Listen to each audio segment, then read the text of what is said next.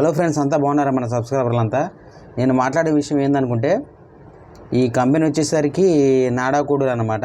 నాడాకోడూరులో ఈ plastic company అయితే start చేశారు.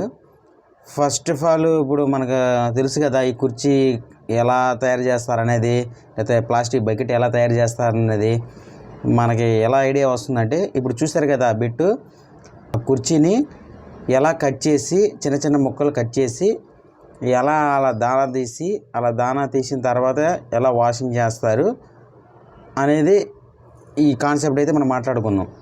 అంతలా కుర్చీ ఎలా తయారవుతుంది అనేది చాలామందికి అర్థం కాదు. ఎలా తయారు చేస్తారు అన్నది కూడా తెలియదు. కాబట్టి నేనైతే ఈ వీడియో అయితే మీకు తీసి చూపించడం అయితే జరుగుతుంది. ఎందుకంటే అంత పెద్ద కుర్చీ తయారు చేస్తున్నారంటే మామూలు విషయం కాదు కదా. అది ఎలా తయారు చేస్తారనేది మీకు కూడా తెలియాలి కదా.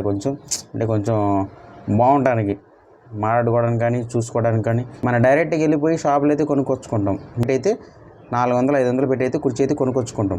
కానీ ఎలా తయారు చేస్తారనేది తెలియదు కదా. మనకు కూడా తెలుసుకుంటే బాగుంటుంది అనుకుని ఈ వీడియో అయితే రికార్డ్ అయితే చేయడం అయితే జరిగింది. నేనైతే చిన్న చిన్న ముక్కలు కట్ చేసుకున్న తర్వాత వాళ్ళు ఏం చేస్తారంటే ఒక గ్రైండర్లో వేస్తారు. ఆ గ్రైండర్లో వేసిన తర్వాత చిన్న చిన్న ముక్కలు అయితే వచ్చేది, బేబీ చిప్స్ లాగా వస్తుంది. ఆ చిప్స్ వేసిన తర్వాత వాళ్ళు ఏం చేస్తారంటే ఒక వాషింగ్ మిషన్ లాగా వాష్ చేస్తారు. ఆ వాషింగ్ మిషన్లో వేసిన తర్వాత వాషింగ్ అయిన తర్వాత ఏం చేస్తారంటే ఎండకి బాగా ఎండబెడతారు.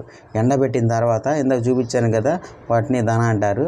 ఆ దానా మిషన్లో వేసిన తర్వాత వాటిని ఏం చేస్తుంది, ఈ మిషన్ నుంచి ఆ మిషన్ నుంచి మొత్తం వచ్చి ఇక ఇంత ముక్కలు అయితే అవుతుందన్నమాట. ఇంత ముక్కలు అయిపోయిన తర్వాత వాటిని ఏం చేస్తారంటే ఇక్కడైతే దానా తీసి గోతంలో అయితే ప్యాక్ చేసి పంపిస్తే, ఢిల్లీకి పంపిస్తే అక్కడైతే తయారవుతుందన్నమాట.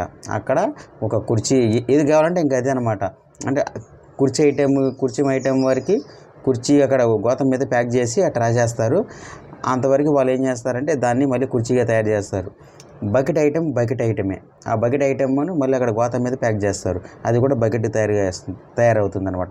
ఇంకా ఇక్కడ ఏదైతే మన గ్రైండర్ కొట్టి ఇట్లా దానా తీసి గోతంలో అయితే ప్యాక్ చేసాం, గోతం మీద మనం రాస్తాం ఇది కుర్చీ ఐటెము, ఇది బకెట్ ఐటెము అని చెప్పేసి వాటిని రాస్తే వాళ్ళు ఏం చేస్తారంటే అక్కడ దానికి సపరేట్ మిషన్లో పోసుకొని అప్పుడు దానికి అరగేసుకొని తయారు చేసుకుంటారు. గొట్టాలు కూడా అంతే, పెద్ద పెద్ద గొట్టాలు ఉంటాయి కదా, బాత్రూమ్ గొట్టాలు, పెద్ద వాటర్ ట్యాబ్ ఇలాంటివి ఉంటాయి కదా, వాటిని కూడా అంతే సేమ్ అట్లాగే తయారు చేస్తారు.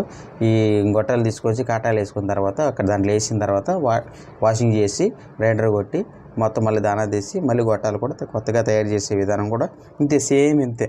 మంచిగా సపోర్ట్ చేయండి ఫ్రెండ్స్. నన్ను మంచిగా సపోర్ట్ చేస్తే ఇలాంటి మంచి వీడియోలు బయటికి వెళ్ళి మంచి షూట్ చేసి ఇలా ఎలా తయారు చేస్తారు, ఈ పాత వస్తువుని కొత్తగా ఎలా తయారు చేస్తారు అనేది మీకైతే మంచిగా అయితే వీడియో తీసి అయితే పంపిస్తాను ఫ్రెండ్స్. నన్ను బాగా సపోర్ట్ చేయండి ఫ్రెండ్స్. ఎందుకంటే ఇప్పుడు ఈ 500, 400, 150 సబ్స్క్రైబర్లతో బయటికి వెళ్తే చూసేవాళ్ళు కూడా ఇంతేనా సబ్స్క్రైబర్లు సర్లే అని లైట్గా తీసుకుంటారు.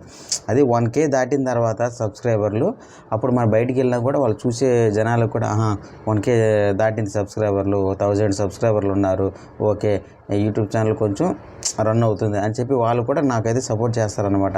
ఇలాంటి కొంచెం చూసిన వాళ్ళు కూడా కొంచెం లైక్ కొట్టేసాను ఫ్రెండ్స్. ఎందుకంటే మన ఛానల్ కొంచెం రీచ్ అయ్యి కొంచెం బయటికి వెళ్ళి ఎలా ఉంది పొజిషన్ అలా చూపించాలనుకుంటే ఈ కొంచెం ఛానల్ అనేది కొంచెం గ్రోత్ అవ్వాలన్నమాట.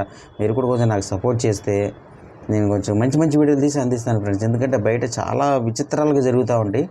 పాత మిషన్లు, కొత్త ఇవన్నీ చాలా ఉంటాయి. చాలా మిషన్లు చాలా వరకు నా మైండ్లో అయితే ఉన్నాయి.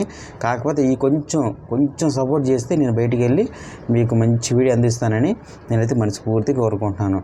ఈ వీడియో ఏమాత్రం మీకు నచ్చినా ఒక లైక్, సబ్స్క్రైబ్ కొట్టేసాను ఫ్రెండ్స్. బాయ్.